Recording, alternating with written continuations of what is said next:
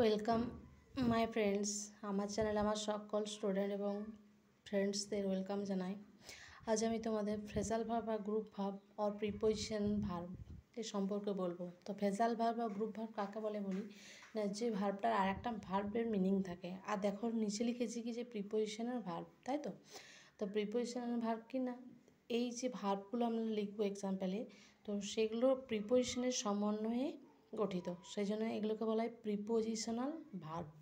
দেখো এরপর লিখছি, তাহলে আই ক্যান নট রিমেম্বার, রিমেম্বারটা কী হবে না call up. Please extinguish the lamp, এক্সটিংগুইশের কী হবে না পুট। দেখো হেল্প, এখানে হেল্প বক্সে লেখা আছে put out. Cholera spread in our locality, তাহলে স্প্রেডটা কী হবে এখানে দেখো লেখা আছে কি না ব্রেক আউট, তাহলে লিখবো কি না break out. I shall not tolerate such an insult, টলারেটের কী হবে না পুট আপ উইথ, তাহলে লিখছি দেখো পুট আপ উইথ। তাহলে আজকের ভিডিওটা এই পর্যন্তই।